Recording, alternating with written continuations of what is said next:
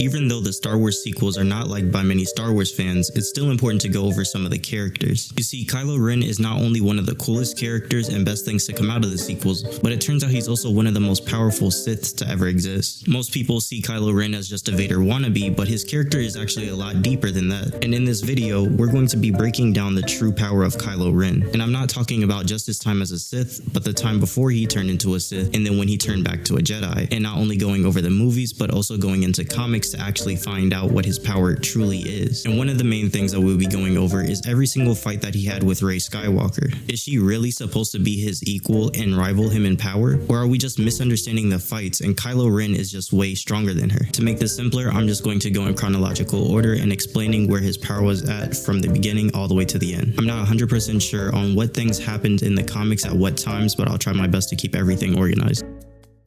Before The Force Awakens, Ben Solo was a student of Luke Skywalker's. While training with Luke Skywalker, he would train aside 3 other Padawans. The thing is about these 3, Luke always said that they were all equal to Kylo Ren, but Kylo knew that this was far from the truth and that he was stronger than all 3 of them put together. But it's believed that the reason why Luke Skywalker lied about this is because he was scared of the darkness that resides within Kylo Ren. Not only did Luke Skywalker sense this, but Snoke and the Knights of Ren also sensed it. Seeing the darkness within Kylo Ren is a really powerful thing. This would lead to Ben Solo drifting away from the light side of the Force and joining the dark side. While in his sleep, Luke Skywalker tries to kill him, getting rid of the evil before it could ever emerge. But Kylo Ren sensed the attack coming and was able to deflect against it. And during this time, Snoke says that Skywalker feared Kylo Ren for his strength and that he was always small. After the fight, we see the temple get burned down and destroyed, and then we see the 3 other Jedi that Kylo Ren trained alongside with start asking him questions. Nobody understands where Luke Skywalker is. They can't feel his presence. They said that his presence was singing to him in the Force, but they can no longer feel it. And Kylo Ren reveals that when it mattered most, he was stronger than Luke Skywalker. Now, it is important to note that you could take these statements with a grain of salt. It could be believed that the reason why Snoke was hyping up Kylo Ren was simply because he was trying to manipulate him. And obviously, in the fight between Luke Skywalker and Kylo Ren, it was not an actual full-power Luke Skywalker. Because during this time, Kylo Ren believes that he killed Luke Skywalker, just later for it to be revealed that that's just not the case. It is still pretty impressive that he was able to still hold his own against Luke Skywalker during this time. After realizing his true calling and wanting to join the dark side, he starts seeking out the Knights of Ren, to where he's later attacked by the 3 Jedi that he trained alongside with. But this time, he decided to actually show them that he was serious when he said that he's stronger than all 3 of them put together. As when all 3 Jedi tried attacking Kylo Ren, in the end they ultimately fail, and in the process, Kylo Ren ends up killing one of them. He tells his story to the Knights of Ren, hoping that they're going to take him in. However, they're not really satisfied with the story he told them. And one thing's for sure is that Snoke believes that he's powerful, and the Knights of Ren can also sense it. And this was enough for the Knights of Ren to actually take in Kylo Ren and start training him. That was until the other 2 Jedi came back after Kylo Ren, to where he killed them and also killed the Knights of Ren. The Knights of Ren thought Kylo Ren was weak for not wanting to kill his Jedi friends at first, to where he says that he's had enough of it, that nobody treats him as an actual person and just looks at him as a powerful being. He says Luke thinks that he's powerful and Snoke thinks he's powerful, but he just doesn't see it yet. This making him angry, ends up killing the Knights of Ren, and then finally the last 2 Jedi. And it should be known that during this time, Kylo Ren was the most promising Jedi Luke Skywalker was training. Now this takes us to our first fight between Rey and Kylo Ren in Force Awakens. Kylo Ren pulls up on Rey and Finn, heavily wounded already, as we see in the snow that he's already been bleeding for quite some time. He uses the Force to push Rey into a tree, to where then he starts fighting Finn. Now while he's fighting Finn, he's just playing around with him, showing that he's massively outskilling Finn in lightsaber combat, and every time that he knocks down Finn, he gives him time to get back up to continue the fight. This allows Finn to land one lucky shot on Kylo Ren, and then he has enough of this and then quickly disarms him. After this, we see Rey get involved in the fight, but with every single attack that Kylo Ren hits Rey with, she's constantly backing up and looking like she's getting overpowered with each blow, to where when they're face to face, he says that her technique is sloppy and that she could use a teacher, somebody to actually train her in the Force. But right here, Rey closes her eyes and gets a crazy willpower amp and then ends up beating Kylo Ren. So in the end, Rey is the winner of this fight, but I don't think that we can say Rey is stronger than Kylo Ren because of this, due to the fact of him already fighting Finn, getting injured in the shoulder, and already bleeding. Now I believe this comic takes place right after Force Awakens, but I could be wrong. In this story, we are first introduced to a character named Captain Rutherford, and he's basically just a captain that fought alongside Vader and will now fight alongside Kylo Ren. Him and Kylo Ren constantly discuss where Vader went wrong and how he could be a better leader. They head out onto their first mission, where they run into somebody named King Kristoff, and what we get from this conversation is that this is a group of people that Vader ran into before, as he says, "I remember when another like you came here with demands. He was taller and far more impressive." And in the conversation, they mention that Vader ended up killing their last king, but he couldn't stand against their god. But Kylo Ren is letting them know now that they will stop everything that they're doing and will submit to the First Order. He tries using Jedi mind tricks to convince them, but it doesn't work, so he just stabs them in the head. Captain Rutherford is telling Kylo Ren that he needs to call a retreat. Kylo Ren asks if Vader retreated, to where he responds, no, he did enough before their god came.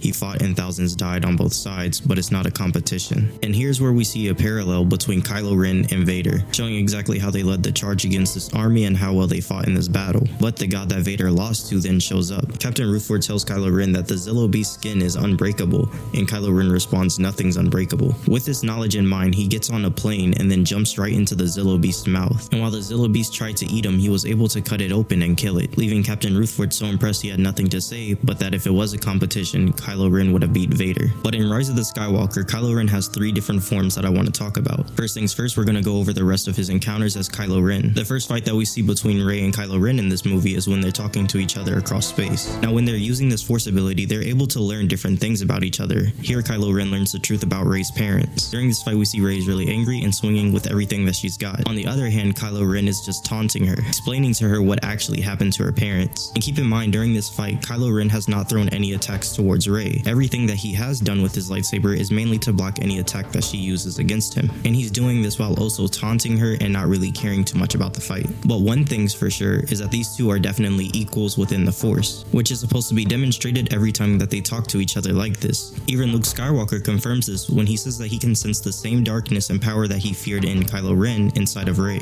Now we go on to their next and last fight of the series. And just like before, Rey is really angry and starts hitting Kylo Ren with everything she has. But Kylo Ren is by far the better duelist in this fight, where he even waits to pull out his lightsaber and starts dodging every single attack she throws at him. Now this is definitely Rey's best performance against Kylo Ren, as for a while they start going relative in lightsaber combat until Finn shows up, distracting her for just a little bit. Even though that she's distracted, it doesn't really last too long and the fight continues, and Kylo Ren doesn't actually attack her until she regains focus. But when they do continue the fight, they end up going relative again, blocking each other's attacks and even clashing equally. But in the end, Kylo Ren ends up overpowering her and is able to land a kill shot on her. But before he's even able to attempt this shot, he gets distracted by the visions of his mother, which leaves him open and vulnerable for Rey to land a final hit on him. And although that this is their last fight against each other, Kylo Ren still has way more feats. Because you see, the whole thing about Kylo Ren is that he's been conflicted throughout the series. And we know as a Sith, if you're conflicted, you end up being weaker. And in Star Wars guidebooks, it said that Kylo Ren is neither a Jedi or a Sith, showing that the path that he walks is along a thin line and that he's been conflicted this whole time. Which is why at the end of the series, when he actually goes to the good side, we can confidently say that this is the strongest version of Kylo Ren. Because when he goes back to being Ben Solo, he no longer has that confliction to deal with. But this isn't the only thing that makes him strong. You see, Palpatine says that the bond that Rey and Ben Solo have is like a dyad in the Force. But we know that he's saying this literally as he drains their life force from them to refuel his own, saying that it's a power just like life itself. And Rey and Ben Solo make up half of this each, which arguably put together, their force power is greater than anything that we've ever seen in Star Wars. And separately, we should still know that they're still some of the strongest characters. So with this in mind, I wouldn't exactly put Kylo Ren over anybody like Luke Skywalker,